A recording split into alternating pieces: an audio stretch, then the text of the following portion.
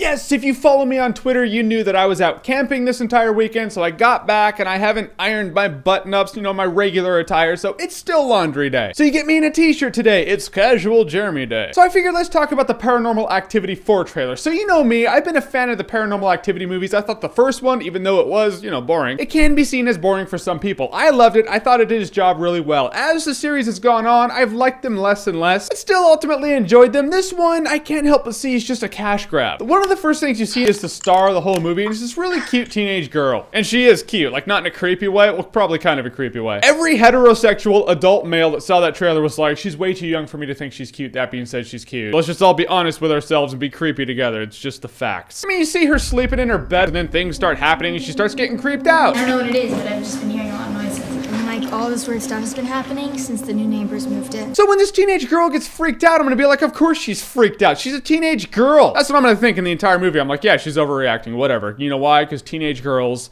probably overreact. If the studio was looking for a character to bring validity to this entire concept, they probably looked in the wrong place. And of course, I want to make the chicks more attractive. It brings in more of an audience. But I like the sincerity of having average people in movies like this. Except I found this picture of the chick from the first one, and yeah, that's not bad. I mean, you take the first Paranormal Activity movie, what are they, in their mid to late 20s? They're adults. And they got freaked out. That makes the audience go, oh shit, they're adults, they pay their taxes, they probably vote, but probably not. They know what's going on in the world, and this ghost is freaking them out, which makes me freaked out. And the fact that they got this teenage girl now makes me think that they're trying to pander to a teenage audience, which means everything that I loved about the first one's not gonna be in this movie. It's gonna have jump scares, and it's just gonna be a basic teenage horror movie. And that's beside the fact that wasn't it supposed to end at the third one? Why are they making a fourth one? I feel like the third one wrapped up everything with the family. Now they're making a fourth one. How's she gonna tie in? Why does a ghost even give a shit about her? Oh, sorry, not ghost, demon. It's been a demon. The motion lights have been turning on and off every night. Yeah, right.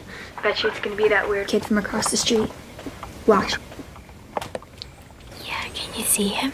Yeah, so you got a couple of creepy people that moved in next door. It's probably the chick with the kid, and their little demon. They're all hanging out. Now the demon, what has he gotten bored? He's like, nah, I'm gonna fuck with the neighbors. You people are now boring me, alright? I'm gonna cheat on you with them. That's why I like, on the rare occasion when a director or producer's like, no, we're stopping the story now, because it needs to stop now, because that's where the story should stop. Like Christopher Nolan's Batman movie, the studio was like, can you please just make like 9 of them? He was like, no, I'm making a trilogy, because that's my story. I respect the dude for sticking to his guns like that. It makes the entire package just more enjoyable. When they start bleeding franchises like this until they die, it just makes me think of Saw. I feel like this is more of a rant than a trailer review, so let's just show more of the trailer. Front door open. Back door open. Alex, what's going on? When the demon's doing this thing, you see the camera freaking out and pausing, which I thought was actually YouTube when I was watching the trailer. It's not, it's in the movie. However, this detracts from the effect, because when you pause the video, you can have a cut there where you add something, It's like, oh, the demon's not there. Then the video glitches, and then the demon's there. Yeah, they can do that in editing. When you have a glitch, you can have a splice. You have a splice, you can just easily add things. It's much more effective in a movie like this to have what they did in Paranormal Activity 1, which is have a steady shot and then have things happen in the scene. You're like, what's... That just started happening. It's almost like it felt real, which is the intended effect of Paranormal Activity. Concept. I feel like this one's gonna be the weakest one of the series. It's just all I'm saying. Paranormal, wait, what? What was that? Show that again.